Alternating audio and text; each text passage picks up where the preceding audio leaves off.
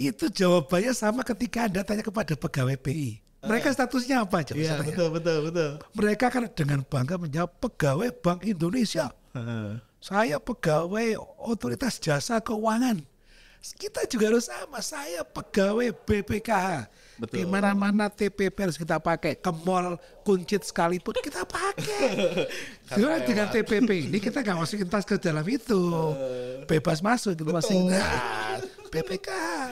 Tahun ini ya BPKH sedang membuat anak perusahaan baru di Jeddah. Luar biasa. PKH Limited. Iya. Nah, itu juga nggak menutup kemungkinan kalau misalnya ODP bisa ke sana, Pak. Ada kemungkinan untuk itu. Wah, siap-siap kalau misalkan mau kerja sambil umroh. Atau mungkin bisa langsung haji itu ya, Pak ya. Iya, makanya.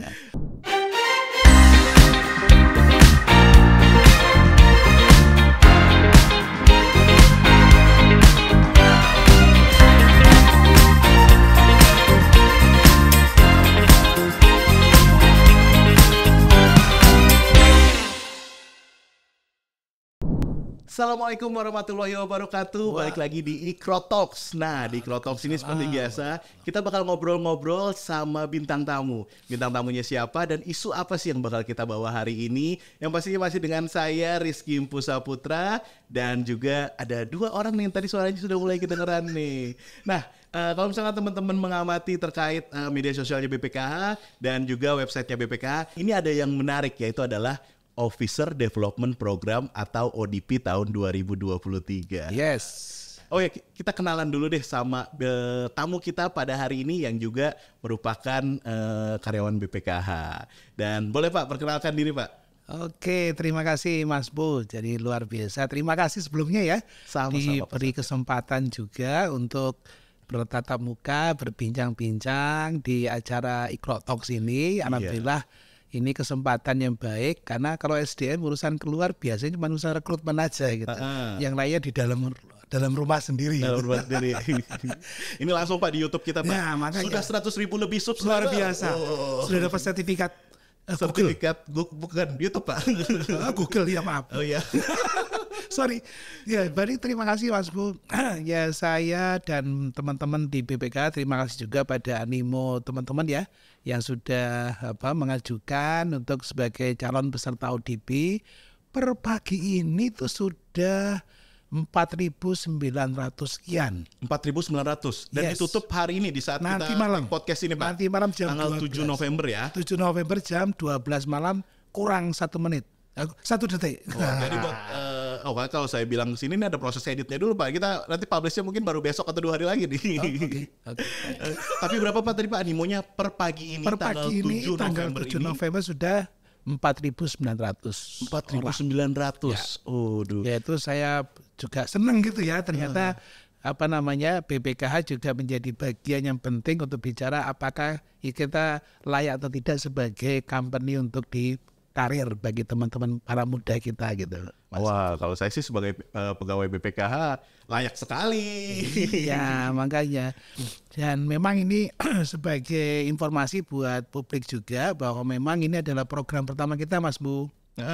Jadi selama ini BPKH karena memang kita lembaga baru sehingga memang ketika rekrutmen selalu bicara adalah pegawai berpengalaman sekian tahun. Betul. Sebagai apa dan sebagainya. Ini alhamdulillah kali ini kita bisa mengikuti praktek terbaik di berbagai organisasi di Indonesia ataupun di dunia bahwa kita juga bisa mengemban amanah untuk mengembangkan calon pegawai yang memang sesuai dengan tujuan dari rekrutmen kita. Nanti seperti itu Mas. Lebih panjang lagi nih Pak. Lebih panjang. Kita kenalin dulu Pak Mbak yang cantik di tengah.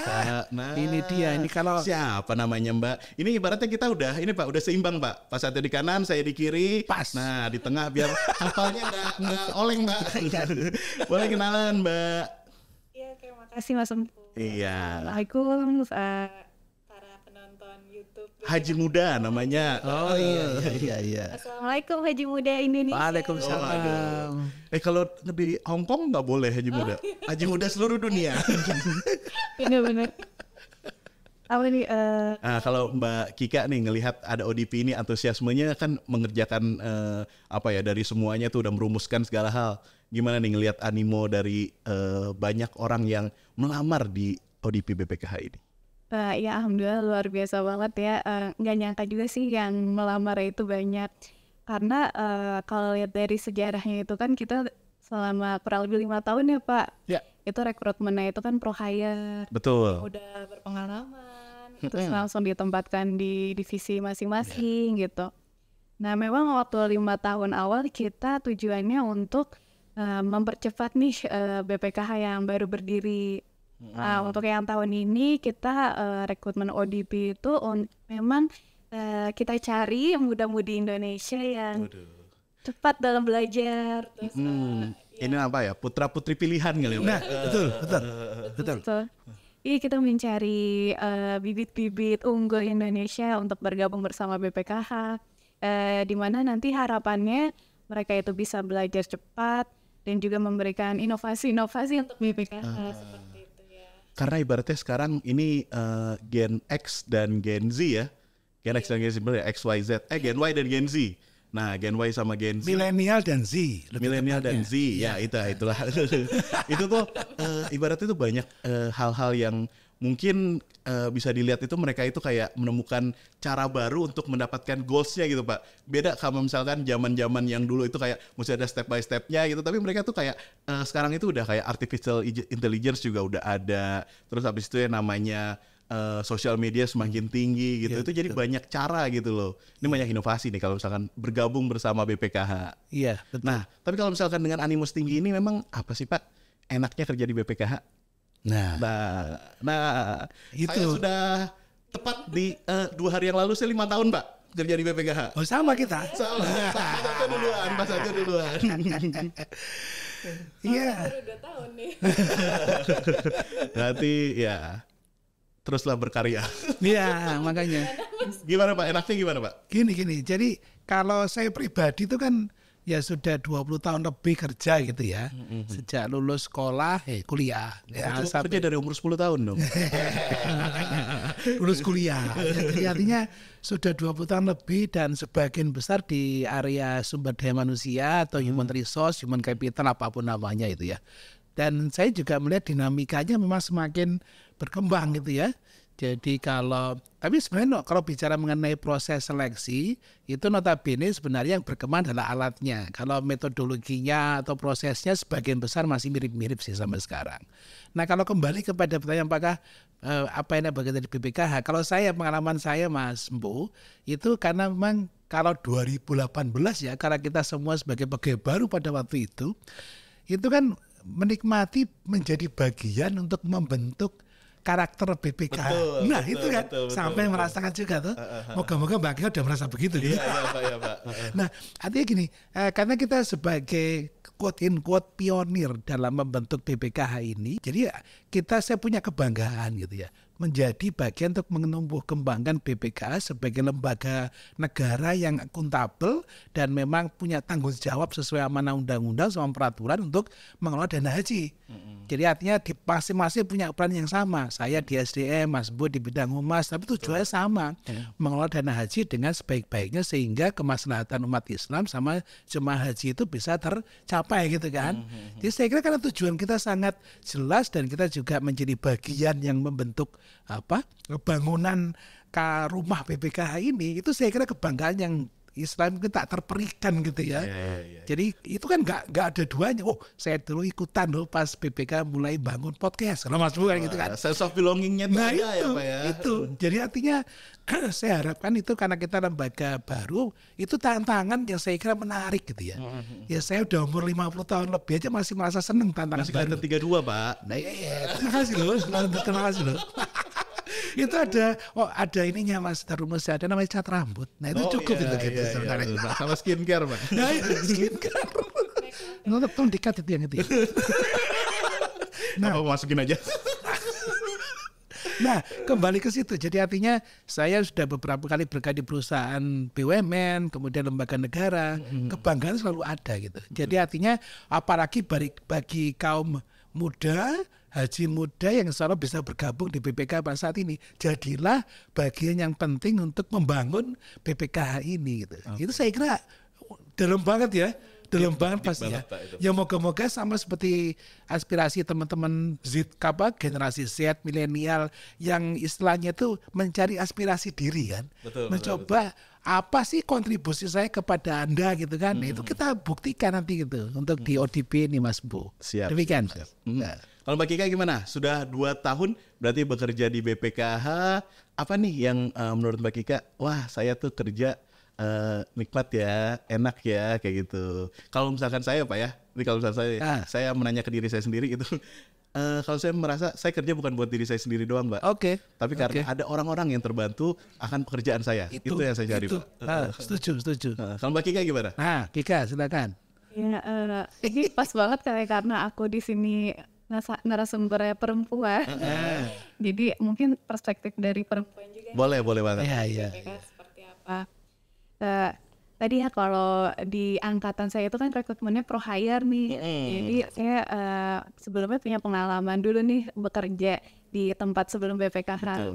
Nah memang yang membedakan di BPKH itu adalah sebagai perempuan kita itu punya kesempatan berkarir yang sama dengan laki-laki. Itu sih yang saya rasakan di BPKH juga. Pemimpin-pemimpinnya bahkan ada yang perempuan. Betul. Di anggotanya, di level deputi, bahkan kadif juga banyak yang perempuan. Menurut saya itu yang menjadikan perempuan juga dihargai gitu di BPKH. Setara ya. Berbeda dengan misalnya di tempat lain mungkin pegawai perempuannya banyak nih, tapi ketika di atasnya pemimpinnya laki-laki semua gitu. Nah kalau di BPKH ini alhamdulillah kesetaraan gendernya baik. Gitu. Terus saya juga kebetulan baru menemui putra nih. Nah sebagai ibu muda, boleh nggak sih ini? Boleh. Nggak apa-apa. Itu berkahnya BPKH. Oh iya berkah. Itu. Tapi masa di sini sih? Oh masalah itu. Oh aku 8 tahun. Iya. Di BPKH alhamdulillah dapat putra. Itu berkah itu. Iya. Ya udah nggak apa-apa disebutin aja. Ya mungkin ini salah satu berkah BPKH. Saya bekerja di BPKH juga ya. Alhamdulillah selama saya menikah nih baru udah 8 tahun menikah, baru memiliki anak di BPKH. Jangan kayak gitu banget. Oh berarti ada berkahnya. Berkahnya itu adalah happy. Iya. Karena yang kayak begitu tuh biasanya happy. Iya. Betul. Dan memang ya atasan juga mendukung, lingkungan juga gitu ya. Ini bukan karena Pak Satyo atasannya kan? Bukan. Atasan lagi gitu. Atasannya lagi. Oh ya, kenapa? Jadi support. Iya sangat support. Jadi nggak hanya soal pekerjaan saja gitu, tetapi alhamdulillah lingkungan itu memperhatikan kebaikan keluarga juga. Oke. Itu tadi kita ngomongin enaknya, tapi pasti ada nggak enaknya juga dong. Pasti sih di mana-mana. Apa yang nggak enaknya ya? Ini agak susah, harus mikir dulu. Harus pikir dulu Pak. Oh kalau saya bisa Pak, saya bisa langsung Pak. Apa itu? Sabtu Minggu tuh ada juga diteleponin. Apalagi kalau humas, tapi kalau humas harus tetap ready sih Pak. Pasti Jadi lah. namanya kita kan ngurusin pemberitaan, ngurusin yang nama bagaimana publikasi gitu. Itu kan nggak bisa. Ya saya pengen Sabtu Minggu tidak diganggu ya nggak bisa mungkin. gitu nggak mungkin. Betul. Jadi ya harus memasrahkan diri aja. Karena kalau misalkan dari banyak orang ya Pak ya, kalau misalnya kita lagi ngobrol-ngobrol, saya tanyain gitu kerja di BPK enaknya apa gitu, katanya ya dia sudah memasrahkan dirinya setengah bagiannya itu untuk bekerja demi umat. Betul. Itu tuh yang mungkin bisa jadi poin sendiri kerja di BPKH. Iya. Nah kita ngomongin masalah ODP. Officer Development Program. Yes. Yang kita kemarin sudah bikin dari tanggal 1 sampai tanggal 7. Ya hari ini Sebentar persis. sekali ya Pak ya. Iya. Itu ngurus SKCK tuh harus buru-buru tuh. Nah kalau misalkan kenapa ODP ini dibuka Pak? Oke. Iya baik. Terima kasih Mas Bud. Jadi ini memang kebijakan strategis BPKH ya. Yang saat ini sudah masuk ke tahun ke-6 ya. Sejak 2017 sampai dengan 2023.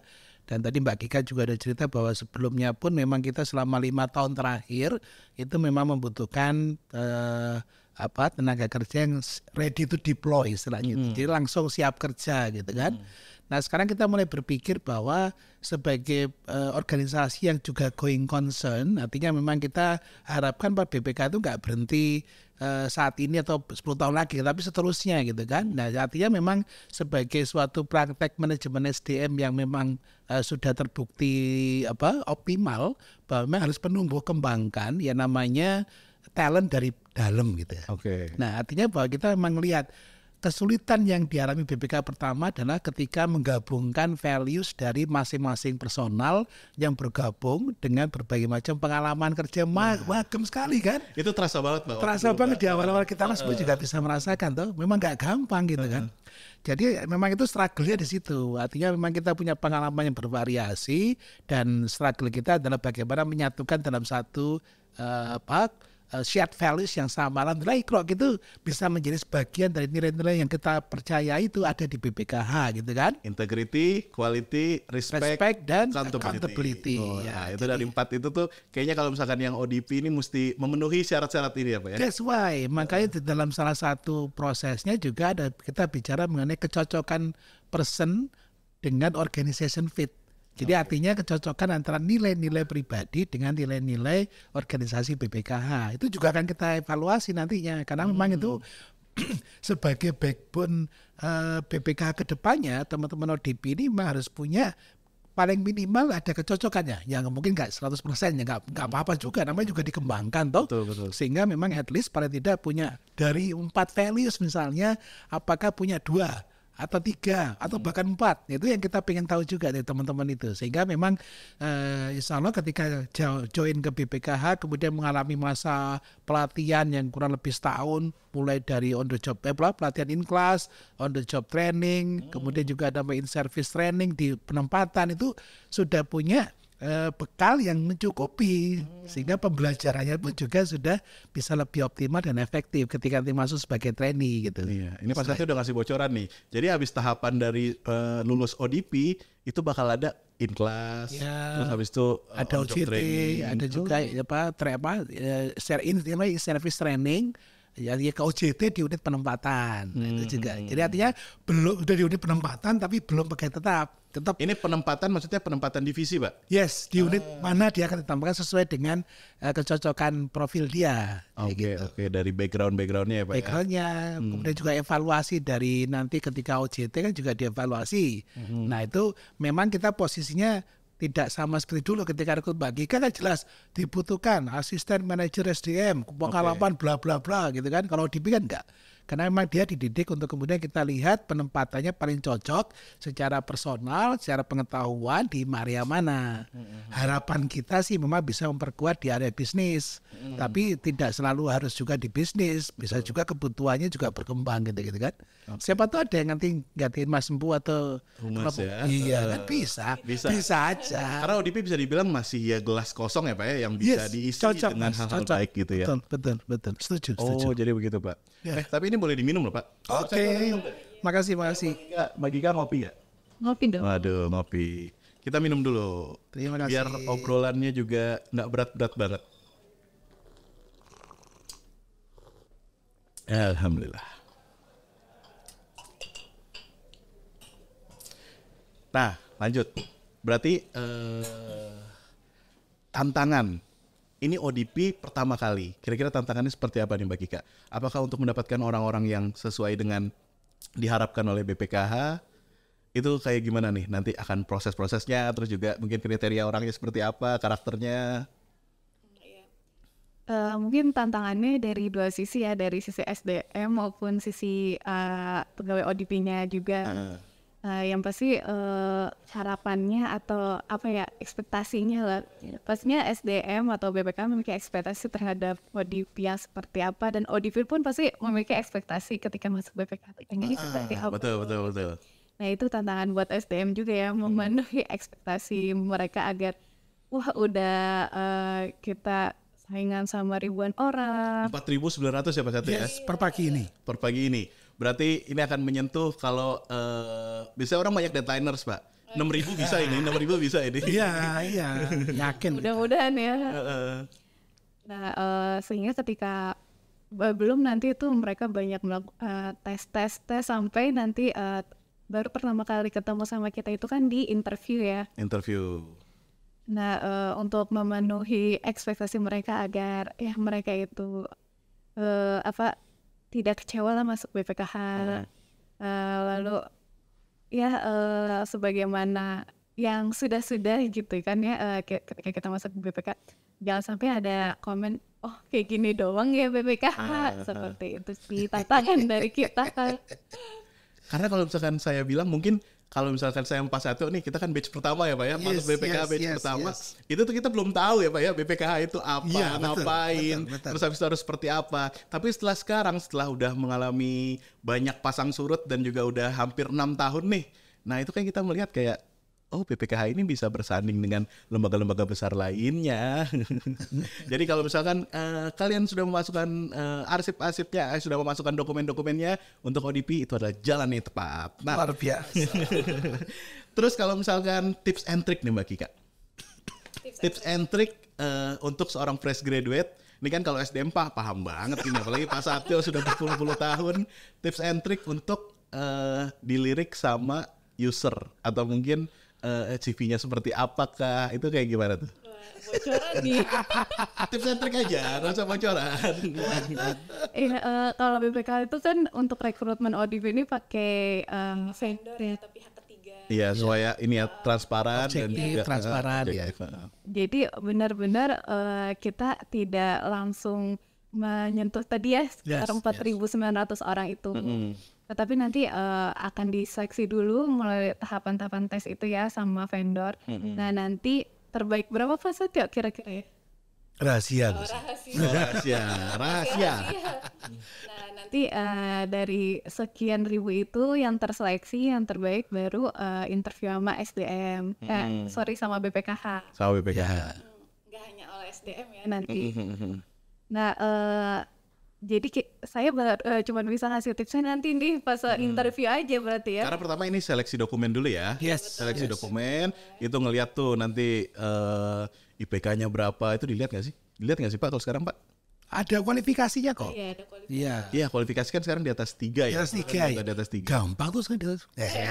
Zaman saya sekolah. Saya sulit dulu kan. Sekarang Artinya kalau kualifikasi dokumen selama memenuhi itu ya tadi persyaratan. Ya, kualifikasinya. Pasti akan lolos. Iya. Gitu. Tapi kalau ODP itu yang pertama kali dilihat itu apanya sih Pak Satyo mungkin? Yang pertama kali dilihat. Oke, yang pertama kali dilihat oleh bagaimana melihat orang itu qualified. Oke, baik. Kalau mengenai apakah dia qualified apa enggak, pasti kita bicara istilahnya itu set of qualification-nya ya. Jadi artinya gini, kita kan pengen istilahnya itu pengen tahu apakah dia punya kualifikasi yang sesuai dengan kebutuhan kita. Betul. Di BPKH kan. Nah itu pertanyaan selanjutnya Pak, BPK-nya ada orang seperti apa? Ya. Bisa langsung nih dijawab. Oke, jadi sebenarnya kalau kita bicara seperti apa secara umum, jawabannya ada di belakang yang Mbak Kika ini. Anda punya integriti, Anda punya quality yang bisa diandalkan, bisa menghargai respect kepada siapapun yang bisa memang dalam interaksi bersama gitu kan, dan punya accountability pribadi atas tanggung jawab pekerjaan ataupun hidupnya sendiri gitu. Nah sehingga memang kita sudah menyusun sebuah set of kompetensis yang memang akan menjadi bagian dalam proses seleksi nantinya. Artinya dengan set of kompetensis tadi itu akan menjadi apa yang dicari oleh BPKH itu semuanya memang turunan dari IKRO ini semua kok sebenarnya. Paling gampang itu aja lah. Jadi artinya Anda memang mampu menunjukkan Anda orang yang berintegritas, mampu menunjukkan sebagai orang yang memang kualitas yang tinggi atau yang baik. Kalau kualitas doang nanti bilang kualitas rendah ya. Kualitas yang baik yang tinggi. Dan Anda memang orang yang istilahnya itu respect serta bertanggung jawab atas diri Anda sendiri pun keluarga Anda di lingkungan Anda gitu. Kalau karena saya psikologi, jadi saya bisa bicara gini Mas, bahwa IP itu kadang itu ada yang percaya itu ngaruh nggak sih di kerja? Nggak ada hubungannya langsung ternyata. Itu bicara lebih kepada kita memastikan ada itu memang punya kapasitas berpikir yang cukup, itu saja dulu sementara kan. Tapi nanti rangkaian tes yang akan diikuti teman-teman yang memang menunjukkan bahwa Anda punya kapasitas yang minimal gitulah ya. Sama kayak kita kalau masuk ke perguruan tinggi juga sama, ada tesnya juga tuh. Ada batas minimal. Ini juga sama. Tapi itu saya tidak cukup di kapasitas kognisi atau kognisi, tapi juga bicara masalah yang lainnya. Misalnya perilaku kita kayak apa, kemudian cara kita berinteraksi dengan orang lain kayak apa. Itu diukur dalam rangkaian seleksi nanti dengan konsultan. Oh, itu bisa ketahuan ya Pak ya? Misalkan orangnya kayak gimana dari psikotes kayak gitu, itu bisa kelihatan Pak? Nah, kalau bicara itu ada ilmunya, Mas. Suruh gambar pohon gitu Pak. Ya, itu contohnya ya. Jadi kalau kita kembali kepada proses yang apa yang dicari gitu ya Mas Bu ya. Tadi udah saya sampaikan mungkin yang Iqra ini sebagai basis utama, kita juga set of kompetensi atau skill of set yang kita perlukan, yang memang di mana itu memang kalau bicara mengenai apakah asesmen, apapun psiko-asesmen, apapun namanya itu dilakukan oleh konsultan atau psikologis itu bisa menjawab kebutuhan kita sepenuhnya. Jawaban saya memang sebenarnya tidak akan pernah bisa 100% gitu sebenarnya. Tapi nggak apa-apa, karena memang itu adalah semacam cara kita untuk mengukur kebutuhan kita sesuai dengan kualifikasi tadi itu pada batas tertentu gitu ya. Misalnya anggaplah 60-70% itu udah terjawab. Jadi dugaan yang terukur dan bisa divalidasi gitu kan. Nah, makanya selalu ada yang namanya wawancara kan. Wawancara oleh psikolog, wawancara oleh BPK sendiri, baik mungkin dengan pimpinan ataupun dengan yang lain di tim seleksi kita, karena memang untuk menutup kekurangan tadi itu. Jadi artinya kalau dari kualifikasi terjawab oleh asesmen sekian persen, maka dilengkapi dengan wawancara untuk memastikan bahwa paling tidak kita yakin sampai taraf kepercayaan 95% minimal bahwa dia punya kemampuan atau kapasitas yang kita butuhkan di BPKH gitu Mas. Tapi ingat, selalu ada deviasi ya. Tidak pernah ada kalau bicara manusia itu istilahnya 100% yakin, nggak mungkin. Selalu ada perubahan, sehingga kita yakin kalau sampai bicara istilahnya itu 95% yakin bahwa dia sesuai kebutuhan kita, itu udah bagus sebenarnya. Bagus banget malah sebenarnya. Jadi dimantapkan lagi itu nanti ketika wawancara. Ada proses tatap muka, ketemu dengan orangnya untuk melihat bagaimana cara dia menampilkan diri, cara dia merespon untuk setiap pertanyaan. Itu penting teman-teman. Jadi ingat ya bahwa ketika Anda bagi teman-teman muda memang perlu untuk mempersiapkan diri dan mental. Penelitian sudah membuktikan bahwa lebih penting emotional intelligence kan daripada intelektual. Intelektual itu cara kita masuk. Tapi kalau kita membawa dia dalam sebuah organisasi, itu adalah bicara mengenai emotional intelligence kita, cara kita berinteraksi dengan orang lain, cara kita membangun kepercayaan orang itu lebih penting dari manapun. Jadi kalau di SDM itu punya pemikiran gini, yang saya percayai gitu ya, bahwa kita merekrut orang itu karena kompetensi atau kemampuan, tapi kita juga kalau Anda berpisah dengan Anda itu bukan karena itu, tapi karena perilaku kita. Nah itu yang penting jadinya. Perilaku seperti apa? Ya tentu saya kembali ke sini aja, paling gampang gitu kan. Wah luar biasa ini, daging semua ini Pak Satyo ini. Pak, tadi Pak ngomongin wawancara tadi, berarti kan calon-calon ODP ini akan melakukan fase-fase tersebut, tahapan-tahapannya ya Pak ya. Nah kalau saya ngomongin wawancara itu ada satu pertanyaan yang saya paling bingung Pak jawabannya. Kalau misalnya ditanya 5 tahun lagi mau jadi apa? Itu jawabannya apa Pak? Pasti saya bilang ya mau ada di posisi Bapak. Apalagi yang nginterview anggota lagi, waduh. Saya langsung suruh keluar itu. Itu jawabannya apa Pak? Kalau misalnya kita gitu Pak. Jawabannya apa? Apa ya? Ini jawabannya gimana ya? Ayo 5 tahun lagi mau jadi apa? Aduh saya mau jadi apa nih? Ya saya di situ-situ aja deh. Saya juga pernah dapat pengalaman nih lihat-lihat dari YouTube gitu. Ya jawaban yang kayak paling bagus ketika di interview kayak gitu. Ya dalam karir kita gitu. Misalnya kita ngelamar di suatu perusahaan, tapi jawabnya 5 tahun lagi mau jadi apa? Oh saya mau jadi pebisnis gitu. Itu kan melenceng ya. Dan jangan benar. Nanti 5 tahun lagi mau jadi apa? Saya mau nyalek. Berarti malah di BPKH gitu. Iya benar. Nah itu kalau misalkan tadi kita ngebahas, nanti ada interview juga. Berarti tahapan akan ada psikotes, akan ada wawancara bersama konsultan dan juga wawancara user BPKH-nya ya. Terus habis itu ada apa lagi? Masih ada tes kesehatan pastinya. Tes kesehatan, ya, betul. Jadi nanti ada itu saya kira proses yang lazim ya. Karena ternyata Mas Bu saya juga perlu kasih tahu juga. tes kesehatan dulu zaman saya kayak pasti lulus gitulah, 99% lulus. Betul. Kata orang sih kalau misalnya udah MCU tuh udah pastilah gitu. Ternyata sudah tidak lagi zaman sekarang ini. Betul. Zaman sekarang maaf ya, paling tidak 5 tahun terakhir lah saya melihat kondisi yang berbeda gitu ya. Kenapa ya? Karena kebiasaan fast food. Kita pesan Gojek juga fast food. Tapi yang nggak sehat itu yang kemudian menjadi anasir-anasir yang nggak berguna bagi tubuh kita, sehingga ketika dibutuhkan kesiapan kesehatan fisik untuk bekerja, itu akibatnya ternyata berdampak kepada tersebut. Sehingga ternyata MCU itu harus benar-benar kita pastikan juga bahwa setiap kandidat di BPK ya, baik ODP ataupun yang berpengalaman, itu memang memenuhi syarat kriteria bekerja dengan sehat dan tidak menular tentu saja ya. Tapi penyakit degeneratif seperti jantung, darah tinggi ternyata tidak cuma menimpa pada orang seusia saya tuh Mas Bu. Yang muda-muda juga. Makanya itu saya gimana ya? Maksudnya ya meskipun karena kita juga yakin itu bisa berubah gitu ya, tapi kan kita perlu kepastian tuh. Apakah betul itu bisa berubah perilakunya supaya badan tetap sehat. Karena kita nggak pengen juga ngerekrut pegawai yang sakit-sakitan kan kita. Betul. Harus yang sehat. Incorpore sano. Makanya. Karena memenuhi istilah haji Pak sebenarnya Pak. Harus sehat dan juga finansial ya. Kalau jadi petugas haji juga harus siap gitu kan. Iya betul. Makanya. Pak ini banyak saya dengar selentingan-selentingan Pak. Nah kalau misalkan BPK ini penempatannya di mana? Kalau lolos. Iya. Di mana Mbak Kika? Mbak Kika lebih tahu itu. Kita nggak tahu Pak. BPK hanya ada satu di Jakarta. Nah, jangan salah. Sekarang nambah loh. Ada di Jeddah juga. Oh iya. Jadi baru tahun ini ya BPKH sedang membuat anak perusahaan baru di Jeddah. Luar biasa. PKH Limited. Iya. Nah itu juga nggak menutup kemungkinan kalau misalnya ODP bisa ke sana Pak. Ada kemungkinan untuk itu. Wah siap-siap kalau misalkan mau kerja sambil umroh. Atau mungkin bisa langsung haji itu ya Pak ya. Iya, makanya. Nah BPKH membuka buat BPKH Limited juga nggak menutup kemungkinan ya. Ya, tidak menutup kemungkinan. Seperti itu ya. Iya.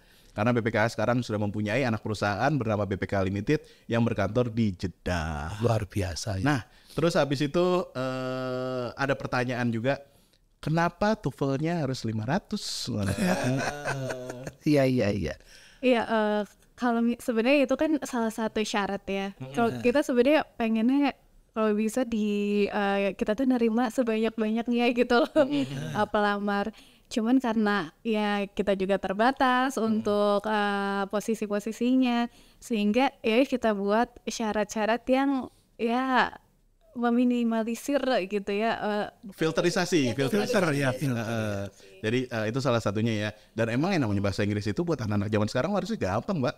Itu, saya juga yakin kayak begitu. Iya. Ketika kami keliling ke beberapa universitas di Undip, di ITB gitu ya, saya ketika ngomong IPK 3 kok kayak pada senyum ya. Gampang kali ya 3 ya. Terus ngomong IPK TOEFL yang 500 juga pada senyum-senyum gitu. Kayaknya kemudahan apa kita naikin aja gitu. Ya karena kan dari referensi YouTube segala macam itu juga udah gitu. Saya yakin begitu juga, Mas. Nah, ada satu lagi nih yang cukup rame nih. Kenapa 24 tahun? Batas maksimal usianya. Ya. Ya, kalau itu memang pilihan kita. Jadi kebijakan dari pimpinan, dari manajerial PPKH, memang saya bilang ini, quote kita mesti membatasi. Nah, batasan itu kan sangat relatif ya. Mau 25, mau 26, 27 itu kan sangat relatif. Tapi kita terpaksa untuk ODP memang itu praktek yang lazim juga, ODP itu dibatasi usianya. Kayak gitu. Jadi artinya kalau teman-teman muda boleh dicek di pengumuman kita kalau rekrutmen, apakah pernah BPK melakukan batasan usia? Nggak pernah. Hanya ODP ini saja yang kita batasi. Kenapa? Karena memang ini adalah developmental process. Betul. Jadi artinya ketika masuk itu tidak langsung kerja, tapi belajar dulu. Iya, kalau dihitung-hitung tamat SMA itu 17 atau 18 tahun. Yes. Nah, terus habis itu kalau nambah mungkin sekitar 6 tahun baru 24 tahun ya Pak ya. Makanya. Nah, carinya yang fresh kayak gitu. Itu betul. Kalau misalkan Anda sudah berpengalaman, pro hire saja. Ya.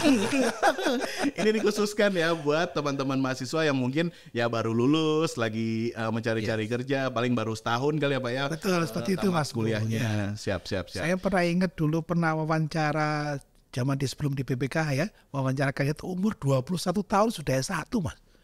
21 tahun saya bilang saya waktu itu masih kuliah asik saya bilang gitu. Iya Pak, saya tamat 24 Pak. Nah, pas kan. Jadi emang udah dipikirkan juga emang 24 itu adalah usia yang paling cocok. Paling Pak, optimal. Ya? Siap. Nah, kita juga ini Pak, punya pertanyaan-pertanyaan dari sosial media yang udah banyak berseliweran. Ya. Kita coba ya Pak ya satu-satu ya. Okay. Ini pertanyaannya ini nggak selamanya serius ini kayaknya. Karena aneh Pak. Oh ya, salah satu syaratnya harus Islam ya Pak ya. Karena kita BPKH. Sebenarnya itu udah aturan sejak bukan di aturan BPKH malah sebelum BPKH lahir. Itu ada namanya undang-undang sama peraturan pemerintah sama perpres semuanya mensyaratkan beragama Islam. Jadi sebenarnya kita mengikuti aturan perundangan saja gitu. Betul. Dan karena kita adalah badan pengelola keuangan haji. Ya. Harus ada ya seperti mengikutilah seperti itu. Oke, jika lolos nantinya akan ditempatkan di mana? Iya. Nah, berarti hanya di Jakarta ya, Pak? Jakarta. Ya? Jakarta. Lokasi kantornya di mana? Di Muamalah Tower. Di Muamalah Tower di Kuningan. Di Kuningan City sebelahnya, mallnya. Mau kerja sambil belanja di depan Giordano gitu. Oke, next selanjutnya tahapan seleksinya apa tadi udah dijelaskan oleh Pak Satyo. Oke. Terus habis itu kapan peserta yang lolos akan diinformasikan dan di mana informasinya? Oke, baik. Yang ini memang nanti akan melalui proses komunikasi oleh konsultan yang sudah bekerja sama dengan BPKH. Betul. Jadi saya juga pernah membaca ketika sudah upload dokumen kok nggak ada email. Memang kita saat ini dengan model sistem yang kita gunakan tidak pada email konfirmasi. Mungkin teman-teman ingat zaman masih ngelamar BPK sebelumnya kali ya, yang pakai platform yang kita pakai itu memang pakai email pada waktu itu. Nah sekarang tidak, tapi ketika Anda upload dan lengkap ada tulisan lengkap atau sukses gitu kan, sehingga kalau Anda jeli Anda bisa melihat bahwa itu sudah terupload gitu kan. Oke. Itu satu hal. Nah mengenai kapan yang yang lolos ini nanti target kita memang dalam pekan ini akan segera disampaikan mana yang bisa peserta yang bisa lolos ke tahap berikutnya setelah pekan ini ya Pak ya? Pekan ini targetnya seperti itu. Karena memang kita pengen cepat dan kita tidak pengen lewat tahun sehingga target besaran kita itu sampai dengan Desember sudah terpilih kandidat peserta ODP. Saya bicara ujungnya aja ya. Jadi ujungnya sudah terpilih kandidat. 2 bulan kurang lebih ya Pak? 2 bulan. Malah kurang karena memang kan sebenarnya kan Desember nggak mungkin 31 Desember gitu kan. Jadi memang kurang dari 2 bulan sudah ada peserta program ODP yang akan join di BPKH. Itu Mas. Siap-siap tuh. Dalam waktu 2 bulan ini akan terpilih orang-orang yang menjadi pilihan dari BPKH. Ya. Dan selanjutnya, kalau misalkan mau tahu di mana nanti bisa cek aja di sosial medianya BPKH atau di website resmi BPKH. Itu pasti kita bakal upload di situ. Dan selanjutnya, untuk lulusannya hanya untuk sarjana saja ya. Apakah BPKH akan membuka rekrutmen untuk lulusan D3? Gimana tuh Mbak Kika? Ya, untuk ODP kali ini kita memang mensyaratkan sarjana ya atau Sarjana, S1 dan S2 ya? Ya, S1 dan S2. Jadi untuk mbaknya atau muda-mudi yang masih D3 masih kesempatan untuk sekolah dulu nih. Ya, karena yang dibutuhkan adalah sarjana gitu ya. Saat ini ya. Saat ini sarjana. Itu tidak menutup kemungkinan akan ada pembukaan ketika dibutuhkan ya. Kedepannya ya. Kedepannya. Oke, pertanyaan selanjutnya. Apakah rekrutmen ini boleh diikuti oleh seluruh Indonesia? Ya susah Pak Satyo filternya kalau seluruh Indonesia ikut Pak. 270 juta rakyat Indonesia Pak.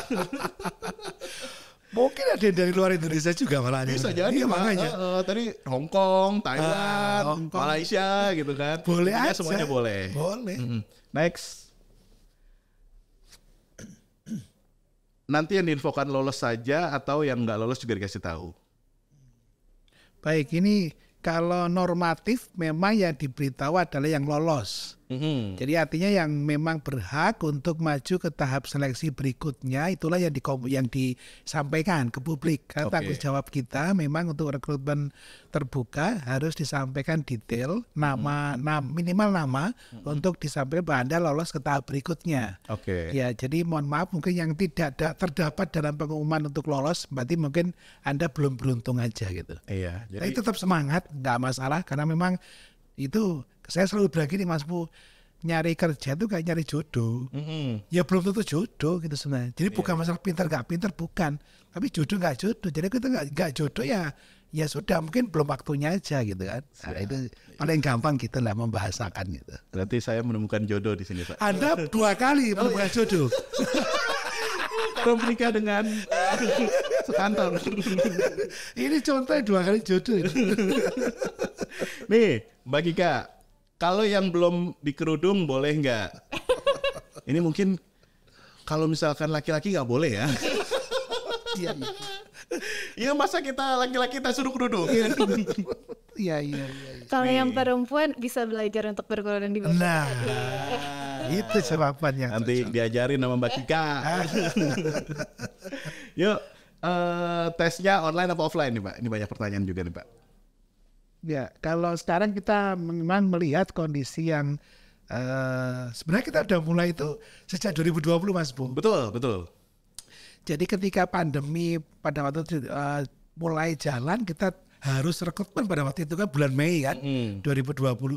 Semuanya online pada waktu itu kan, bahkan wawancara pun online.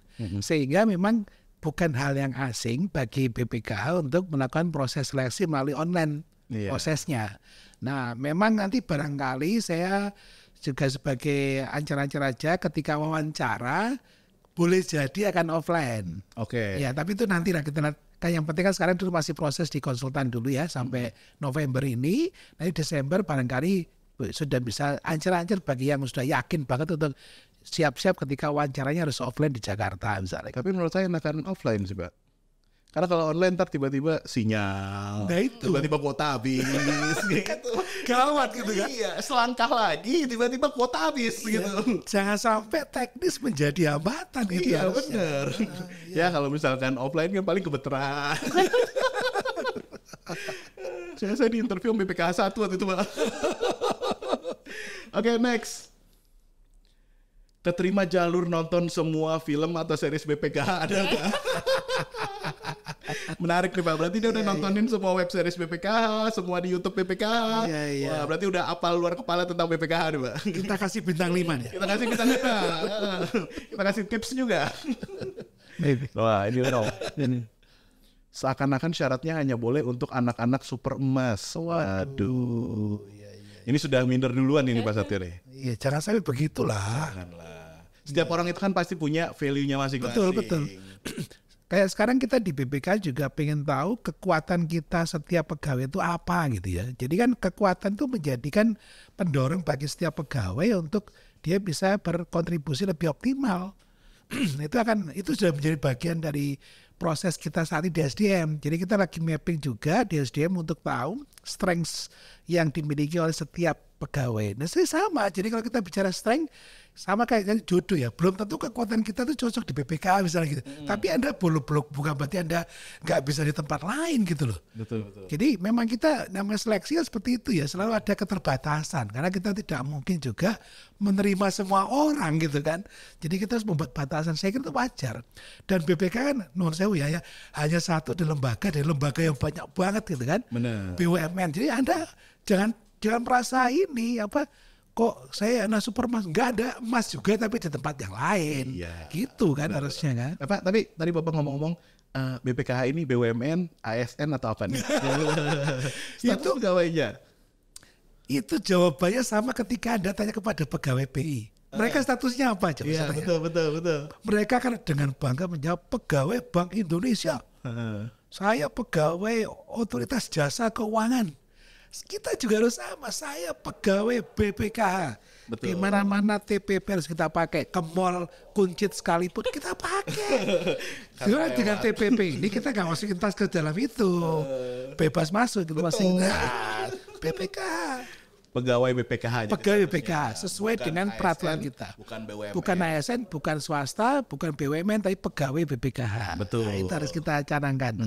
Nah, Mbak Kika, kalau misalkan sudah masuk BPKH itu, apakah nantinya ada probation kah? Tadi kan sempat dibahas ya, ada OJT segala macam. Itu gimana tuh kalau misalkan setelah berkecimpung di BPKH?